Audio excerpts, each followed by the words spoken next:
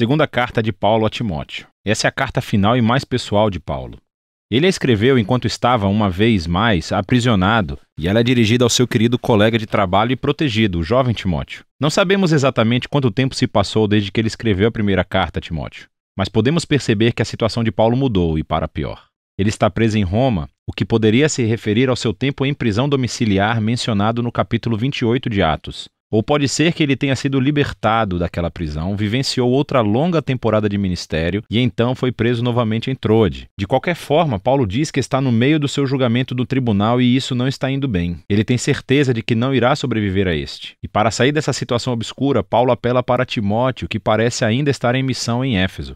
Paulo pede a Timóteo para vir ficar com ele na prisão para que possa passar-lhe a missão de criação de igrejas que ele iniciou. O modelo da carta é bem simples. Há duas grandes sessões onde Paulo desafia Timóteo. Primeiro, a aceitar seu chamado como um líder e depois, antes de ir até Paulo, para lidar com os mestres corruptos que ainda causam problemas em Éfeso. Após isso, Paulo conclui a carta. Paulo começa agradecendo a Deus por Timóteo e sua família, especificamente por sua avó, Lóide, e sua mãe, Eunice. Elas imergiram o jovem Timóteo na história das Escrituras do Antigo Testamento. Elas suscitaram nele uma profunda fé no Messias, Jesus. Assim, por causa dessa fé sólida, Paulo oferece a Timóteo o seu primeiro desafio. Ele o exorta a rejeitar qualquer tentação de se envergonhar das boas novas sobre Jesus ou de Paulo, que está sofrendo na prisão, justamente por anunciá-las. A razão pela qual Paulo precisa enfatizar isso é pelo estigma negativo que ele ganhou, dado a quantidade de vezes que esteve na prisão. Isso fez com que muitos dos colegas de trabalho de Paulo duvidassem da sua vocação como apóstolo. Ele menciona dois homens, Fígelo e Hermógenes. Eles desertaram Paulo, pois ficaram com vergonha de estarem associados a ele, que agora era um criminoso acusado. Então, Paulo pede a Timóteo para rejeitar qualquer medo da vergonha e vir vê-lo. Paulo sabia que esse era um pedido caro, que poderia colocar Timóteo em perigo. E assim, ele lembra a Timóteo que a graça de Jesus é uma fonte de poder realmente importante e que ele precisará dela, pois seguir Jesus não é fácil. Exige tudo o que você tem. Paulo compara o fato de seguir a Jesus a se alistar como um soldado que se esforça para agradar o seu comandante oficial, ou como um atleta que treina o seu corpo para uma competição, ou como um agricultor dedicado e trabalhador. Todas as três metáforas envolvem uma pessoa que está comprometida com algo maior que elas mesmas, e que se dispõe a sacrificar e a passar pelos desafios para atingir um objetivo maior. E, claro, o maior exemplo disso é o próprio Jesus. Devido ao compromisso dele com o Pai, ele sofreu a crucificação nas mãos dos romanos. E, da mesma forma, o próprio Paulo sofre agora em uma prisão em Roma. Sofrimentos e sacrifícios são inerentes à vida cristã. E é por essa razão que a ressurreição de Jesus é o fundamento da esperança cristã. Ou, como Paulo coloca nesse poema muito poderoso e breve, se morremos com ele, então viveremos com ele. Se aguentarmos o sofrimento, então reinaremos com ele. Se o negarmos, ele nos negará. Se formos infiéis, ele permanece fiel, pois ele é incapaz de negar a sua própria natureza. O amor de Deus pelo nosso mundo gerou uma nova esperança pela morte e ressurreição de Jesus. E assim, para aqueles que correrão o risco de confiar e seguir Jesus, Deus promete a vida e a vindicação. Para aqueles que o negam, Deus honrará essa decisão e fará o mesmo. Mas a infidelidade do povo nunca levará Deus a abandonar a sua fidelidade. E assim, Paulo convida Timóteo a ser fiel, sabendo que isso pode ter um preço. Paulo segue para a segunda metade da carta, convidando Timóteo a confrontar os mestres corruptos em Éfeso, antes que ele venha a Roma. Aquilo que eles ensinam está se espalhando pela igreja de Éfeso como um câncer.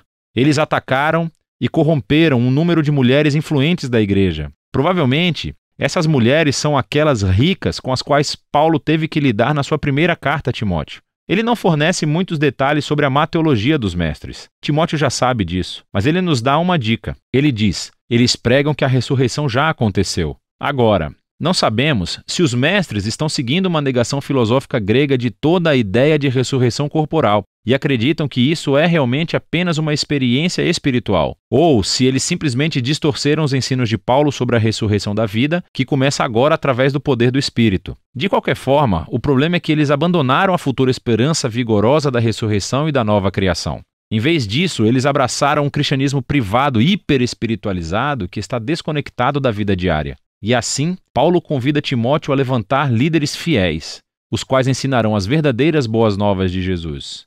Eles devem evitar os argumentos sem sentido que resultam dos debates dos mestres. Em contraste, Timóteo e sua equipe de liderança devem manter importante aquilo que é importante. Eles devem se concentrar na história central e na mensagem das Escrituras, que nos dias de Paulo significava primeiramente o Antigo Testamento. Paulo diz que essas Escrituras podem lhe dar a sabedoria que conduz à salvação por meio da fé no Messias Jesus. Ele está dizendo que o objetivo das Escrituras é contar-lhe uma história unificada que o leva a Jesus e que tem sabedoria a oferecer ao mundo todo. Então Paulo fala sobre a natureza e sobre o propósito das Escrituras. Ele diz que todas as Escrituras são inspiradas divinamente, literalmente pelo Espírito de Deus. É uma referência ao papel do Espírito em guiar o autor bíblico para que aquilo que ele escreve seja o que Deus deseja que o seu povo ouça. E Deus fala ao seu povo nas Escrituras sobre um propósito muito prático. Ele diz que elas são úteis para o ensino, dizendo-me coisas que eu não sabia antes. Elas são úteis para o desafio, provocando-me sobre as coisas que eu digo que acredito, mas com as quais eu não vivo consistentemente. Elas são úteis para corrigir-me, para expor as minhas formas confusas de pensar e me comportar. E elas são úteis para me treinar na integridade, mostrando-me uma nova forma de ser verdadeiramente humano. E tudo isso é para que o povo de Deus esteja preparado para fazer o bem. Paulo encerra a carta lembrando Timóteo que ele provavelmente não sairá vivo da prisão. Então ele pede a Timóteo para vir o mais breve possível, antes do inverno. Ele não quer congelar em sua cela e precisará do seu casaco de inverno que deixou para trás. E também, Timóteo poderia trazer aqueles documentos pessoais que ele deixou em Troade quando foi preso. Ele também menciona Alexandre, que é um homem especialmente perigoso a quem Timóteo deve evitar. Provavelmente ele é o responsável pelo aprisionamento recente de Paulo. Paulo conclui mencionando como quase todos o abandonaram na prisão. E agora, a sua única fonte de conforto é a presença pessoal de Jesus que está com ele e o salvará mesmo se ele morrer. E então a carta termina. A segunda carta a Timóteo permanece como um lembrete de que a vida influente e a missão de Paulo foram marcadas pelo desafio, pelo sofrimento e pelas lutas persistentes. Seguir Jesus envolve risco e sacrifício. Significa viver a sua vida com tensão e desconforto. E essas coisas não são um sinal da ausência de Jesus. Pelo contrário, como Paulo descobriu com gerações de cristãos após ele, que, exatamente naqueles momentos sombrios e difíceis, o amor e a fidelidade de Jesus podem se tornar mais tangíveis e reais. E é disso que se trata 2 Timóteo, a última carta de Paulo.